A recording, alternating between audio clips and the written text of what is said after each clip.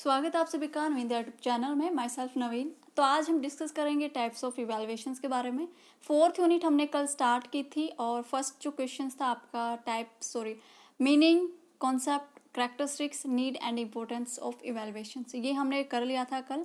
तो आज हम करेंगे टाइप्स ऑफ इवैल्यूएशंस। ये आपके सिलेबस में गिवन है 4th यूनिट में, learning and teaching BEd first year. ठीक है। और आप अगर किसी भी यूनिवर्सिटी से बीएड कर रहे हो और आपके सिलेबस में ये टॉपिक है तो आपके लिए भी ये यूजफुल होगा। ठीक है। तो चलिए स्टार्ट करते हैं। टाइप्स ऑफ इवैल्यूएशंस क्या होता है, मीनिंग इसका देखते हैं। तो इसका इंट्रोडक्शन देखते हैं टाइप्स ऑफ इवैल्यूएशंस के बारे में। तो जो इवैल्यूएशंस है अनेक प्रकार का होता है, 7-8 टाइप्स प्रकार होते हैं इवैल्यूएशंस के, लेकिन हम सिर्फ वही डिस्कस करेंगे जो हमारे सिलेबस में गिवन है। और जो हमारे सिलेबस में गिवन है उसको हमने टाइम और पर्पस के आधार पर डिवाइड किया हुआ है।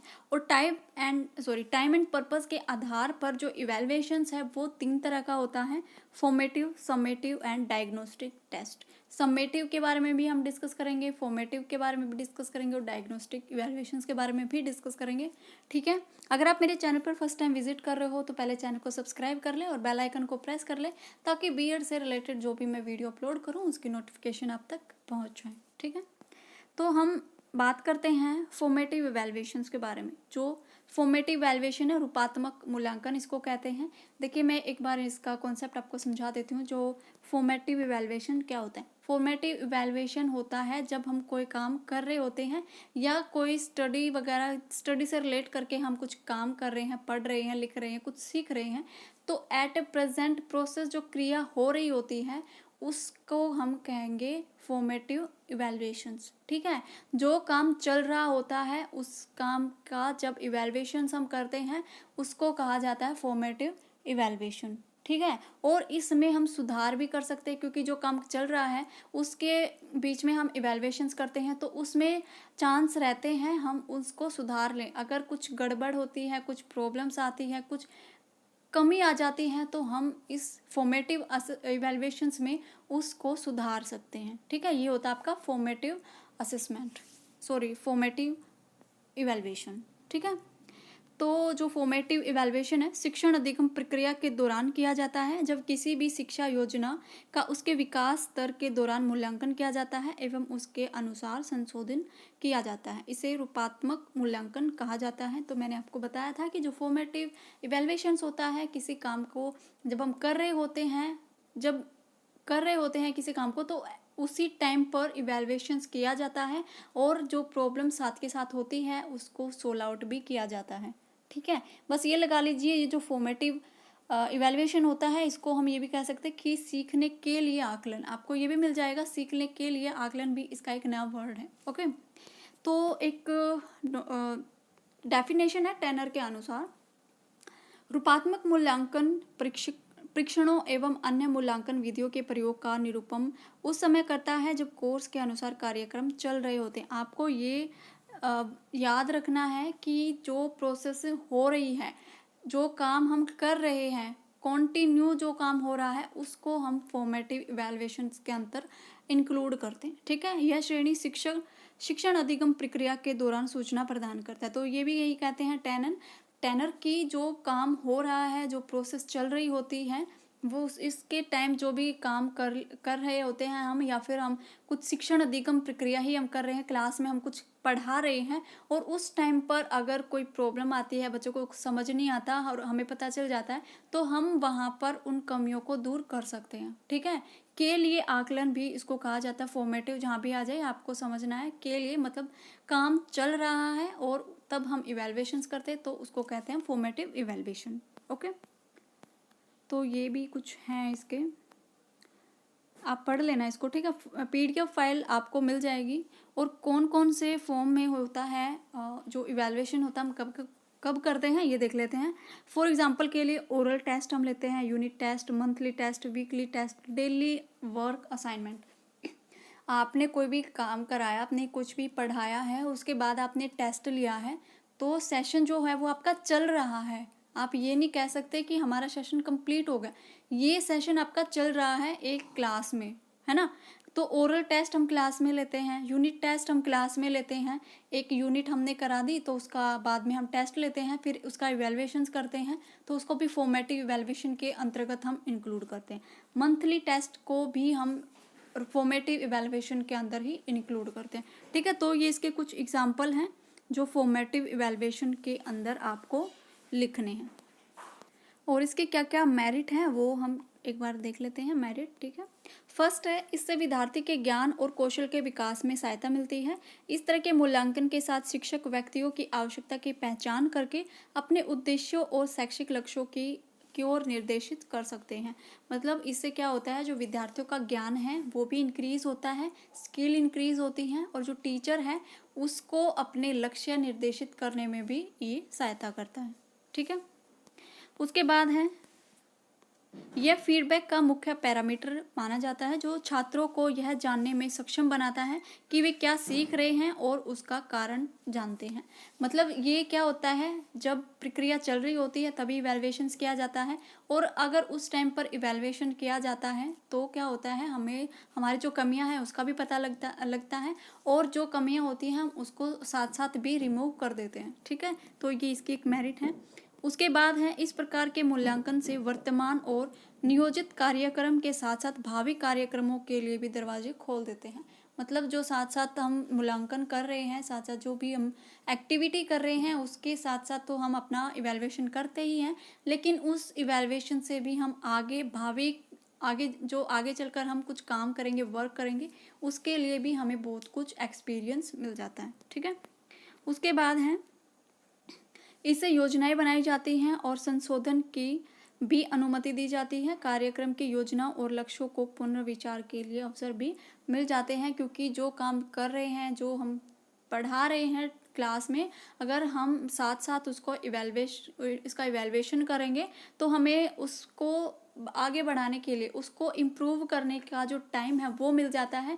क्योंकि अगर कोई काम ख़त्म हो गया तो हम उसको इम्प्रूव नहीं कर सकते, लेकिन जो काम साथ साथ चल रहा होता है उसको हम इम्प्रूव कर सकते हैं। फॉर एग्जांपल मैं आपको बता देती हूँ, आप किचन में खाना बना रहे हो और आप खाना बनाते बनाते नमक मिर्च मसाला जो भी आपने डालना है वो आप डाल देते हो, लेकिन साथ साथ आप टेस्ट ज़रूर करते हो कि कहीं कम ज़्यादा ना हो गया हो, क्योंकि खाना बनाते हुए जो आपने जो इवैल्यूएशन किया है मसाले का, आप साथ में उसको इम्प्रूव कर दोगे। अगर नमक कम है तो नमक डाल दोगे, मिर्च कम है तो मिर्च डाल दोगे, जो भी कम जो रह गया है उसको आप इम्प्रूव कर सकते हो, पानी जो भी आप लगा लीजिए। तो साथ साथ जो क्रिया चल रही होती है उसको हम उसी टाइम पर इम्प्रूव कर सकते हैं। ठीक है, फॉर्मेटिव इवैल्यूएशन ये थी आपकी। उसके बाद हम डिस्कस करते हैं सम्मेटिव इवैल्यूएशन। तो सम्मेटिव क्या होता है, इसके बारे में भी एक बार बता दूं। सम्मेटिव होता है जो काम हम कर रहे हैं, जो एक्टिविटी हम कर रहे हैं, जो हम पढ़ा रहे हैं, उसके लास्ट में जो इवैल्यूएशंस किया जाता है उसको कहते हैं हम सम्मेटिव इवैल्यूएशंस। जो आपके ईयरली टेस्ट होते हैं, जो आपका सेशन ख़त्म हो जाता है उसके बाद जो टेस्ट लिए जाते हैं उसको हम सम्मेटिव इवैल्यूएशन में इंक्लूड करते हैं। या फिर मैंने जो फॉर्मेटिव में आपको एग्जाम्पल दिया था खाने के दौरान अगर आप उसको चेक कर रहे हो, उसका इवैल्यूएशन कर रहे हो तो आएगा फॉर्मेटिव में, लेकिन खाना बनाने के बाद अगर आप उसको चेक कर रहे हो वो आएगा सम्मेटिव में। क्योंकि खाना बनाने के बाद अगर आप इवैल्यूएशन करोगे उसमें नमक मिर्च ज़्यादा हो गया तो आप उसको ठीक नहीं कर सकते, तो सम्मेटिव में ये और एक पॉइंट आएगा सम्मेटिव में कि इसको सुधारा नहीं जा सकता है। जो हो गया, जो बनकर तैयार हो गया वो ही उसका फाइनल रिजल्ट है। जो बच्चों का रिजल्ट आया है ईयरली, जो उनके क्लास का लास्ट रिजल्ट होता है उसको हम चेंज नहीं कर सकते। ऐसा नहीं होता कि आपका जो टेस्ट हुआ है, आपके जो मार्क्स आए हैं हम दोबारा से ट्यूशन लगाकर उनके मार्क्स को इंक्रीज़ कर देंगे, ऐसा कभी नहीं होता है। क्योंकि जब क्लास के एंड में जो रिज़ल्ट घोषित किया जाता है वो फाइनल रिज़ल्ट होता है ना। तो इसको हम ऐड करेंगे सम्मेटिव इवैल्यूएशन में, और यही होता है आपका सम्मेटिव इवैल्यूएशन। ठीक जी। योगात्मक मूल्यांकन को सीखने का आकलन भी कहा जाता है। संपूर्ण समाप्त हो चुके उत्पादन या प्रक्रिया के विषय में निर्णय से संबंधित होता है। कोई भी हम वर्क कर रहे हैं, होमवर्क लगा लीजिए, या फिर घर का हम कोई काम कर रहे हैं, या फिर स्कूल में कुछ हम पढ़ा रहे हैं, या फिर हमने जो पढ़ाया है उसके बाद जो टेस्ट होता है, जो फाइनल टेस्ट होता है, उसका जो रिजल्ट आता है उसको हम कहते हैं समेटिव इवैल्यूएशन। ठीक है। अंतिम परीक्षा योगात्मक मूल्यांकन का अच्छा उदाहरण है, किंतु यह आवश्यक नहीं है कि यह सदैव अंतिम परीक्षा ही हो। फॉर एग्जाम्पल सेमेस्टर टेस्ट, जो आपके सेमेस्टर टेस्ट होते हैं या फिर ईयरली जो टेस्ट होते हैं, सेमेस्टर टेस्ट काफ़ी बेस्ट एग्जाम्पल है। जैसे बीए होती है आपकी, तो बीए में सेमेस्टर वाइज टेस्ट आपके होते हैं। फर्स्ट सेमेस्टर हो गया, सेकंड सेमेस्टर हो गया। तो जो फर्स्ट सेमेस्टर होता है वो ज़रूरी नहीं है कि वो लास्ट में इवैल्यूएशन होता है। सेकंड ईयर में भी, सॉरी सेकंड सेमेस्टर में भी आपका एग्ज़ाम होगा, उसका रिजल्ट आएगा, फिर थर्ड होगा, फिर फोर्थ, फिर सिक्स। तो लास्ट में जब आपका सिक्स सेम के रिजल्ट होंगे, उसका जो रिजल्ट आएगा वो होगा आपका फाइनल रिजल्ट। उसको हम कहेंगे समेटिव इवैल्यूएशन। सेमेस्टर सिस्टम को हम नहीं कहेंगे कि ये इवैल्यूएशन का पार्ट है। ठीक है। तो ये जो लाइन है इसको समझ लेना कि अंतिम परीक्षा योगात्मक मूल्यांकन का अच्छा उदाहरण है, लेकिन ज़रूरी नहीं है कि यह सदैव अंतिम हो। इसका एग्जाम्पल है सेमेस्टर, जो सेमेस्टर टेस्ट आपके होते हैं, है ना। उसके बाद है कि यह शिक्षकों एवं संस्था को पुनर्बलन, जो रीइंफोर्समेंट है, उसको प्रदान करता है, विद्यार्थियों के प्रदर्शन के आधार पर निर्णय करता है, और उद्देश्य की प्राप्ति किस सीमा तक हुई है इसका भी पता लगाता है। ठीक है। ये हो गया आपका समेटिव असेसमेंट। उसके बाद है योगात्मक मूल्यांकन के लाभ क्या है, मेरिट ऑफ समेटिव इवैल्यूएशंस। ठीक है। फर्स्ट है, इसका उपयोग शैक्षणिक कार्यक्रमों की प्रभावशीलता का अनुमान लगाने के लिए किया जाता है। जो शैक्षणिक कार्यक्रम कराए जाते हैं, मतलब जो आपने पढ़ा है क्लास में, उसके बाद लास्ट में जो रिजल्ट आता है उसका ये प्रभावशाली अनुमान लगाता है कि टीचर ने कितना पढ़ाया है और बच्चे ने कितना सीखा है। ओके। सेकंड है, छात्रों के शैक्षिक रिकॉर्ड में अंक या श्रेणी के रूप में दर्ज किए जाते हैं, जो टेस्ट स्कोर रिपोर्ट कार्ड की फॉर्मेट में हो सकते हैं, जिनका उपयोग स्कूल कॉलेज में प्रवेश करने के लिए किया जाता है। जो रिकॉर्ड होते हैं, जो आपका रिकॉर्ड होता है, जो आपका फाइनल रिजल्ट होता है, तो जो फाइनल रिजल्ट होता है, जैसे आपका 12th का रिजल्ट आ गया, उसके बाद जब आप कॉलेज में जाओगे तो आपके मार्क्स देखे जाएंगे कि आपने लास्ट क्लास में क्या स्कोर किया है। तो इसके लिए भी एक अगली क्लास में जाने के लिए भी इसको एक स्टेबल माना जाता है, एक अच्छा एग्जाम्पल माना जाता है। ठीक है। उसके बाद है, इसकी सहायता से प्रशिक्षकों को ऐसे कमज़ोर क्षेत्रों का पता चल सकता है जहां परिणाम धीरे धीरे कम हो रहे हैं, जहां पर डिक्रीज हो रहा है उनका कराया हुआ काम, या फिर उनके जो रिजल्ट है वो डिक्रीज हो रहे हैं, इसका पता चलता है इवैल्यूएशंस से।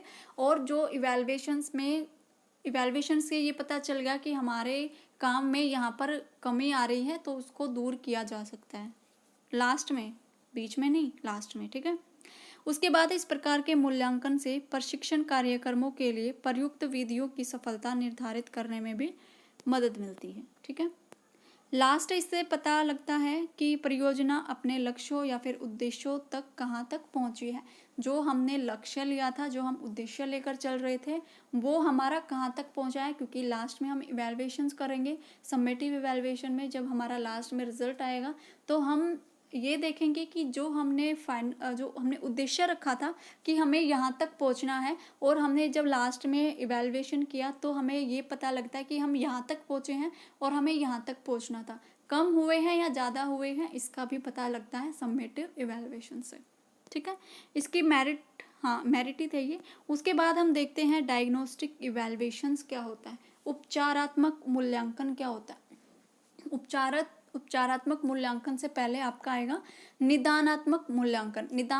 निदानात्मक मूल्यांकन क्या होता है, जो गलतियां होती हैं उनके कारण या फिर कमी का पता लगाना निदानात्मक होता है, और उपचारात्मक होता है उन गलतियों का, उन कमियों का पता लगाने के बाद उनका उपचार करना, उन गलतियों को ठीक करना डायग्नोस्टिक इवैल्यूएशन कहलाता है। ठीक है। आपके में सिर्फ 3 ही थे इसलिए मैंने बता दिया, लेकिन जो निदानात्मक होता है ये भी आपको जानना ज़रूरी है, क्योंकि आप अब आगे जाकर सीटेट के भी एग्ज़ाम दोगे तो यहाँ से हमेशा एक क्वेश्चन पूछा जाता है, फॉर्मेटिव, समेटिव, जो आपका निदानात्मक है, ठीक है। और उसके बाद जो उपचारात्मक मूल्यांकन है, यहाँ से हमेशा एक क्वेश्चन आपको ज़रूर देखने को मिलेगा।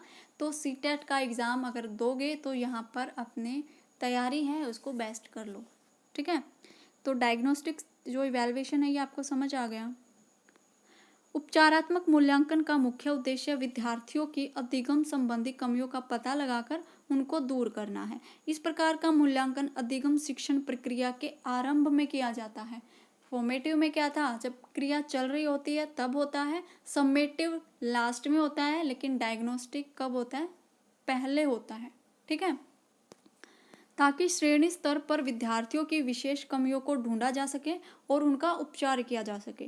विद्यार्थियों की योग्यता अनुसार कोर्स पाठ्यक्रम की रूपरेखा निर्मित करने में यह सहायता करता है, ताकि उनकी ज्ञान कौशल या फिर योग्यताओं संबंधी कमियों को नियंत्रण किया जा सके। बस आपको ये याद रखना है कि जो उपचारात्मक होता है, कमियों का पता लगाकर उनको दूर करना ही उपचारात्मक मूल्यांकन कहलाता है, ठीक है। तो इसकी मेरिट क्या क्या होंगी वो देख लेते हैं। फर्स्ट, छात्र के कौशल ज्ञान को जानने में मदद करता है। छात्र के कक्षा के प्रारंभ होने से पहले कमियों को देखा जाता है और उनको दूर किया जाता है, और समस्या का पता लगाकर उनको दूर किया जाता है। ये इसकी मेरिट हो जाएंगी, ठीक है। आप डिमेरिट लिखना चाहो तो एग्जाम में डिमेरिट भी लिख सकते हो। 16 मार्क्स में या फिर 4 मार्क्स में डिफरेंस आपसे पूछ लिया जाता है कि फॉर्मेटिव और समेटिव में क्या डिफरेंस है, या फिर अलग से फॉर्मेटिव आपसे पूछ ले कि फॉर्मेटिव इवैल्यूएशन क्या होता है, या फिर समेटिव। अगर आपने सब कुछ अच्छे से समझ लिया है फिर तो एग्जाम में कुछ भी पूछे, 4 मार्क्स में पूछे, 16 मार्क्स में पूछे, कोई दिक्कत नहीं होगी, है ना। उसके बाद हम लास्ट में करेंगे निष्कर्ष। इवैल्यूएशन क्या होता है इसका। मूल्यांकन के प्रकार शैक्षिक गतिविधियों में काफ़ी सीमा तक महत्वपूर्ण और लाभदायक सिद्ध होते हैं। फॉर्मेटिव, समेटिव, डायग्नोस्टिक सभी शिक्षण अधिगम प्रक्रिया का अहम हिस्सा होते हैं, जिससे कमियों का पता लगाकर उनको समय रहते दूर किया जा सकता है, ठीक है। ये आपका हो गया। और यहाँ मैं आपको एक बात बता दूं, जब आपसे पूछा जाए ना ये सब तीनों टाइप्स ऑफ इवैल्यूएशन, तो स्टार्टिंग में आपको इवैल्यूएशन के बारे में बताना पड़ेगा कि इवैल्यूएशन क्या होता है।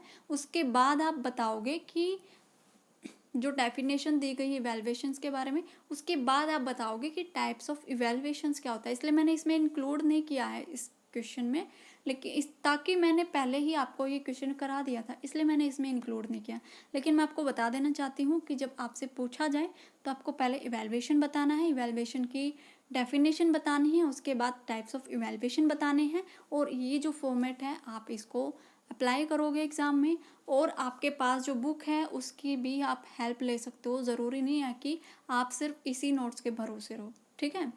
तो आज के लिए था बस इतना ही। ये टाइप्स ऑफ इवैल्यूएशन आपका कंप्लीट हो गया।